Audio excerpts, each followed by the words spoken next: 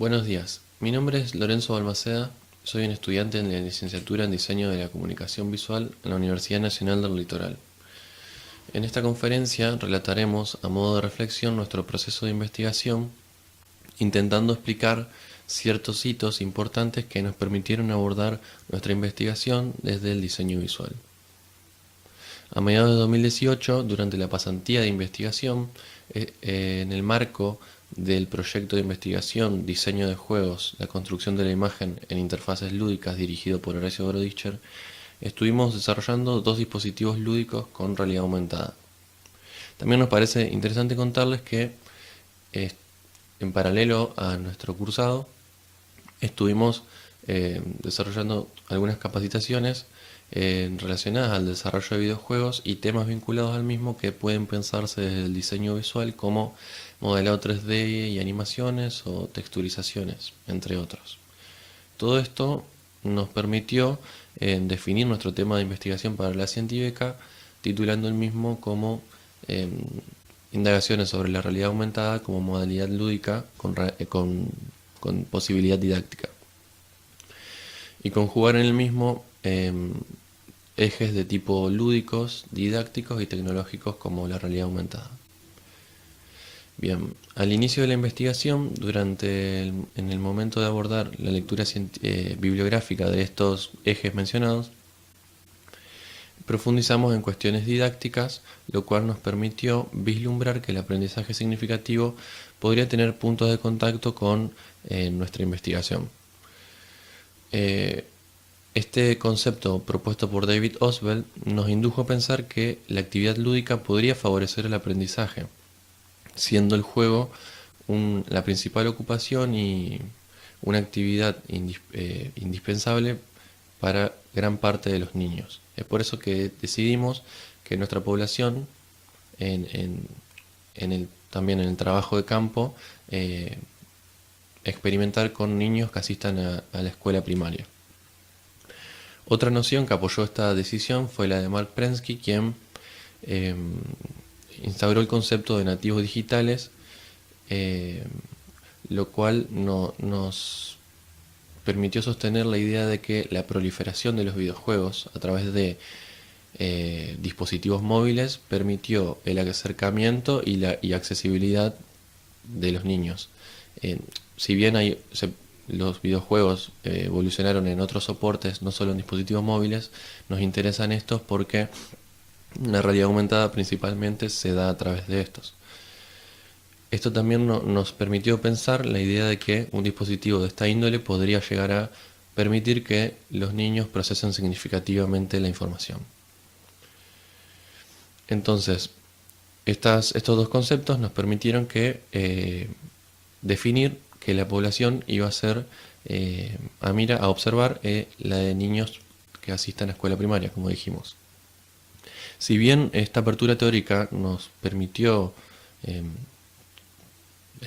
relevar información útil, aún no sabíamos cómo abordar esto desde el diseño visual. Es por eso que modificamos el objetivo, siendo indagaciones sobre la interfaz de usuario en dispositivos con realidad aumentada como modalidad lúdica, con el fin de observar el proceso de diseño detrás del mismo y cómo buscar garantizar una usabilidad óptima en la experiencia de usuario.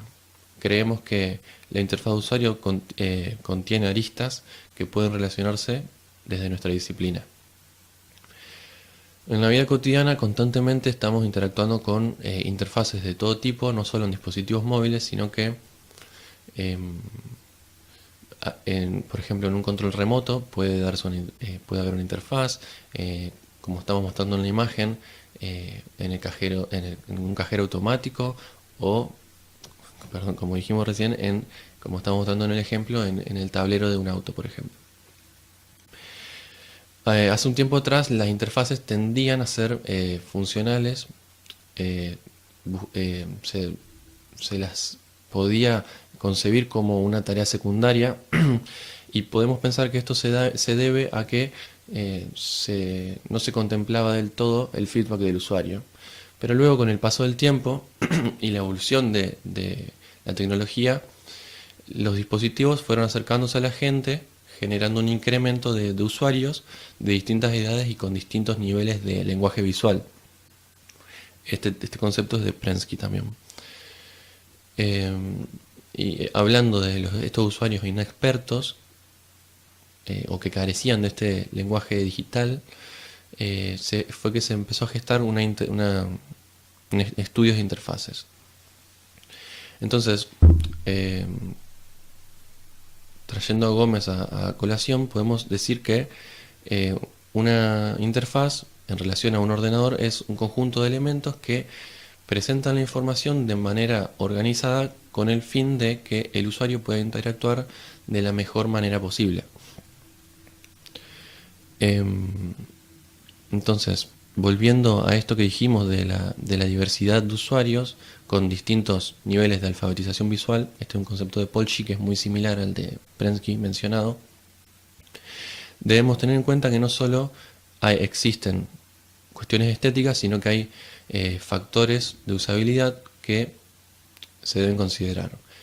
Durante mucho tiempo, muchos investigadores como Jacob Nielsen o Schneiderman estuvieron investigando sobre los factores de usabilidad que podrían permitir que una interfaz tenga éxito. Traduciendo en otras palabras, que sea fácil, accesible y eficaz, teniendo la posibilidad de aportar autodidaxia. La autodidaxia es lo que muchos sociólogos llaman la posibilidad de manipular un dispositivo de manera autónoma por parte de los usuarios. Entonces, teniendo en cuenta una usabilidad, una interfaz como la nombrada recién, podemos pensar que esta evitaría que el usuario se frustre o, en otras palabras, genere esfuerzos innecesarios. Que en palabras de Joan Costa y Mouls serían generar un costo psicológico en los usuarios. Estos costos que se ven en pantalla son 4 de 6 que existen y que estos nos parecen interesantes a la hora de relacionarlo con el tema que estamos desarrollando. Entonces, a la hora de pensar en un dispositivo didáctico con realidad aumentada, podemos definirlo como una herramienta complementaria propuesta en una materia, digamos, que va a permitir que el usuario, o el estudiante en este caso, interactúe con el contenido que se está dando, que se va a dar a través de lo que sería la interfaz de usuario, es decir, que la interfaz de usuario va a establecer cómo se interactúa con esto. Entonces,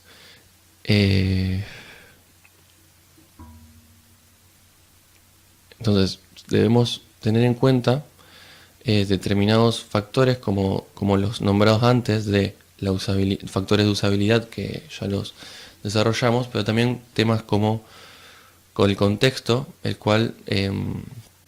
contexto nos queremos detener en esto porque en dispositivos de esta índole, con realidad aumentada, el contexto es algo que siempre está en cambio, debido a que, pertenece a una tecnología ubicua como los dispositivos móviles, y el estudiante, mejor dicho, podría utilizar el dispositivo en su casa como en el salón de clases. También el contenido curricular es algo que se debe tener en cuenta, que vamos a desarrollar aproximación, pero que hay que pensar que no va a ser lo mismo un dispositivo de matemáticas que uno de historia, por ejemplo.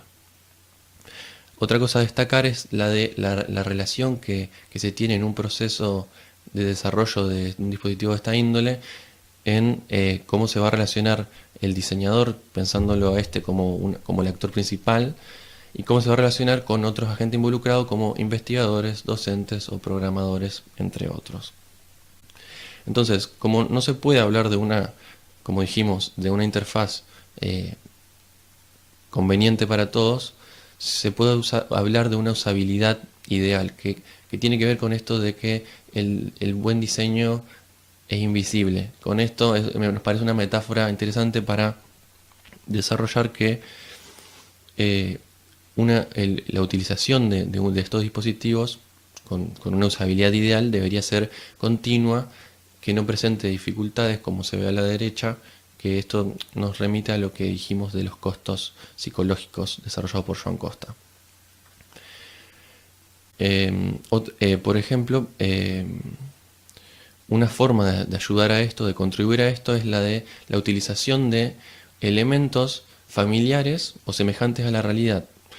Domínguez Merlano, un docente investigador de la Universidad de Colombia, en su investigación desarrolla y revela,